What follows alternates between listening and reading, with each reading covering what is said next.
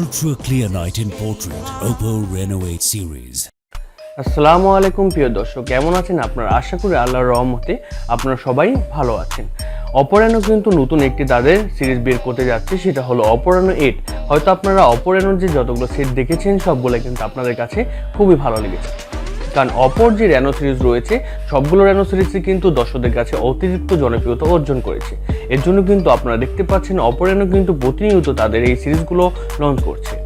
কিছুদিন আগে কিন্তু আপনারা দেখতে পেয়েছিলেন যে Oppo Reno কিন্তু চাইনিজ ভার্সনে তাদের যে Oppo Reno 8 ভার্সনটি রয়েছে সেটি কিন্তু লঞ্চ করেছিল, কিন্তু এখন এই মাসে 13 জুলাই ইন্ডিয়াতে লঞ্চ হচ্ছে Oppo Reno 8, যেটা বাংলাদেশেও কিন্তু কিছুদিনের মধ্যে আমরা পেয়ে যাব।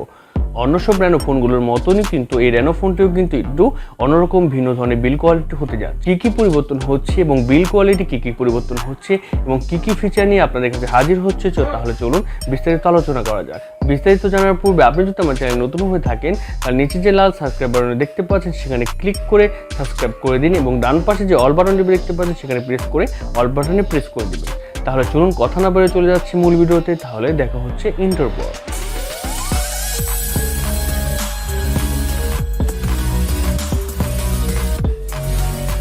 দর্শক বন্ধুরা, আপনারা তো আগেই জানেন যে কিছুদিন আগে কিন্তু Oppo Reno 8 কিন্তু চাইনিজ বাজারে লঞ্চ হয়েছিল। এখন অনেক প্রতীক্ষার পর ইন্ডিয়ার বাজারেও কিন্তু এই মাসেরই 13 তারিখে লঞ্চ হতে যাচ্ছে Oppo Reno 8। Oppo Reno 8 সিরিজে পাচ্ছেন Oppo Reno 8, Oppo Reno 8 Pro এবং Oppo Reno 8 Pro Plus, এবং ধারণা করা যাচ্ছে যে এটি বাংলাদেশের বাজারে 33,500 কিংবা এর আগে পিছিয়ে হতে পারে।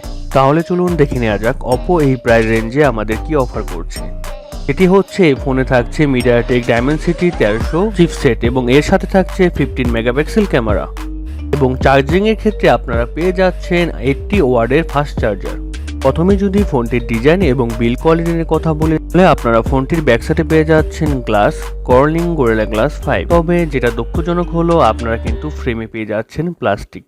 ফোনটির ব্যাকসাইডে আমরা পেয়ে যাচ্ছি 3টি ক্যামেরা এবং একদম নিচে পেয়ে যাচ্ছেন Oppo ব্যান্ডিং। Oppo সিরিজের একটি বিশেষত্ব হলো এই ফোনগুলো খুব স্লিম এবং লাইট ওয়েট হয় এবং দেখতে অনেক স্টাইলিশ হয়, যেটা এই ফোনের মধ্যে কোনো ব্যতিক্রম নয়। এবং এর ওজন করা হয়েছে 179 গ্রাম, থিকনেস করা হয়েছে 7.7 মিলিমিটার।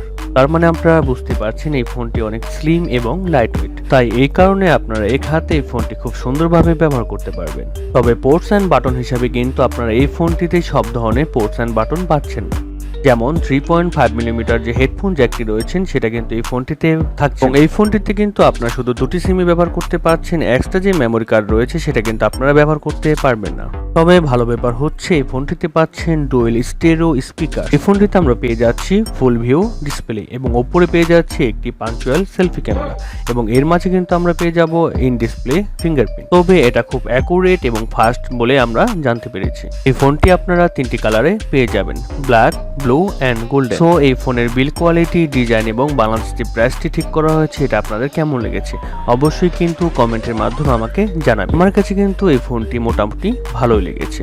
ডিসপ্লে নিয়ে কথা বলতে গেলে এই ফোনটিতে পাচ্ছেন 6.43 ইঞ্চি একটি অ্যামোলেড প্যানেল, এবং এই ডিসপ্লেটি হলো ফুল এইচডি প্লাস একটি ডিসপ্লে, আর এই ডিসপ্লেটি হলো ফুল একটি এইচডি প্লাস ডিসপ্লে, যার রেজলিউশন হিসেবে পাচ্ছেন 1080x2400 পিক্সেল, এবং আরও থাকছে 409 ppi ডেনসিটি, এবং এই ডিসপ্লেতে পাচ্ছেন 90 হার্টজের রিফ্রেশ রেট, যার কারণে ডিসপ্লের টাচ রেসপন্স কিন্তু মোটামুটি ভালোই হবে আশা করা যায়। তবে আমি মনে করি এই বাজেটে কিন্তু 120 হার্টজের রিফ্রেশ রেট থাকা উচিত ছিল, এবং ডিসপ্লেতে থাকবে 800 নিট স্পিড ব্রাইটনেস। তার কারণে আপনি যখন আউটডোরে এই ফোনটি ব্যবহার করবেন আমার মনে হয় যে ব্রাইটনেসের ঘাটতি আপনার মনে হবে না, এবং ডিসপ্লে যথেষ্ট ব্রাইট হবে, তাই ডিসপ্লেতে কোনো কন্টেন্ট প্লে করলে শার্পনেসের ঘাটতি একটু মনে হবে না। ও ডিসপ্লের কালার কোয়ালিটি কিন্তু মোটামুটি ভালো হবে, এবং ডিসপ্লের আরও একটি ভালো ব্যাপার হলো এই ডিসপ্লের প্রোটেকশন হিসাবে ব্যবহার করা হয়েছে Corning gorilla glass 5।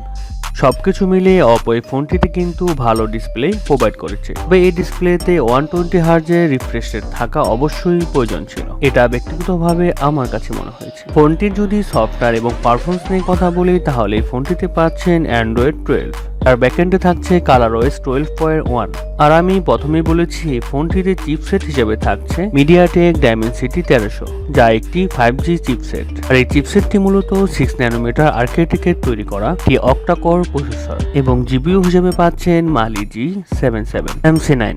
MediaTek Dimensity 1300 মূলত মিডিয়াটেক ডাইমেনসিটি 1200 চেয়ে একটু বেটার, এই কারণে আপনারা কিন্তু এই ফোনটিতে যে কোনো হাই লেভেলের গেম স্মুথলি খেলতে পারবেন এবং গেম খেলার সময় এর মধ্যে কোনো ল্যাগ কিংবা ফ্রেম ড্রপ আপনারা লক্ষ্য করবেন না। ছাড়া মাল্টিটাচ স্ক্রিন সহ ভিডিও এডিটিং এবং আরো বড় বড় সফটওয়্যারের কাজগুলো আপনারা খুব স্মুথলি করতে পারবেন। সত্য কথা বলতে পারফরমেন্সের দিক থেকে আপনারা এটার কোনো কমতি লক্ষ্য করবেন না। আমি কিন্তু প্রথমে বলেছি এই ফোনটি 3টি ভেরিয়েন্টে লঞ্চ হয়েছে। 8GB RAM 128 8GB ROM, 8GB RAM 216 6GB ROM এবং সবশেষে থাকছে 12GB RAM 250 6GB ROM। RAM type হচ্ছে LPDDR4X।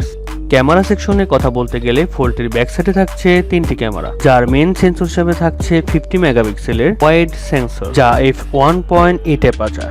এটি কিন্তু একটি সনিড সেন্সর এবং সেকেন্ডে থাকছে 2 মেগাপিক্সেলের একটি ম্যাক্রো সেন্সর এবং সবশেষ থাকছে 2 মেগাপিক্সেলের একটি ডেপথ সেন্সর। এবং সবচেয়ে খারাপ লাগার বিষয় হচ্ছে এই ফোনটিতে কিন্তু আপনারা আলট্রা ওয়াইড সেন্সর পাচ্ছেন না। বিষয়টি কিন্তু পার্সোনালিটি আমার খুবই খারাপ লেগেছে, কারণ এরকম একটি বাজেট সেগমেন্টের ফোনে আলট্রা ওয়াইড সেন্সর থাকা খুবই প্রয়োজন ছিল। যাই হোক, ফোনটির ব্যাক ক্যামেরা হিসেবে থাকছে ডুয়েল এলইডি ফ্ল্যাশ HDR প্যারাডোমা। তবে ফোনটির ভালো ব্যাপার হলো এই ফোনটির ব্যাক ক্যামেরা দিয়ে 4K তে আপনারা 3 FPS এর শুট করতে পারছেন। ফোনটিতে সেলফি ক্যামেরাতে পাচ্ছেন 32 মেগাপিক্সেলের একটি ওয়াইড সেন্সর, তবে সেলফিতে কিন্তু আপনারা 4K এর অপশনটি পাচ্ছেন না।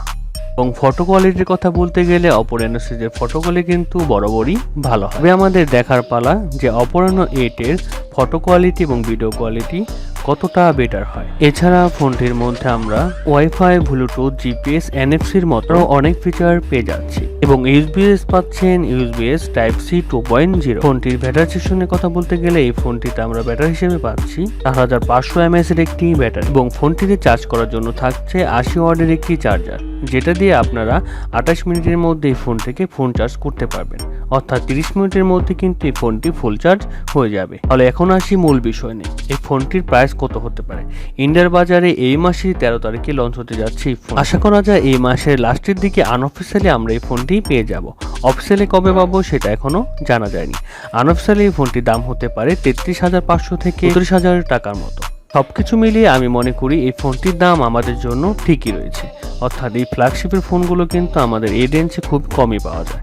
আপনাদের মতামত কমেন্টে অবশ্যই জানাবেন। এরকম নতুন নতুন ফোনের আপডেট পেতে অবশ্যই আমার চ্যানেলটিকে সাবস্ক্রাইব করে রাখবেন এবং এই ফোনটা আপনাদের কেমন লাগলো সেটা কিন্তু কমেন্টে অবশ্যই জানাবেন। তাহলে আজকের মতো এই পর্যন্তই। আল্লাহ হাফেজ, ধন্যবাদ, আসসালামু আলাইকুম।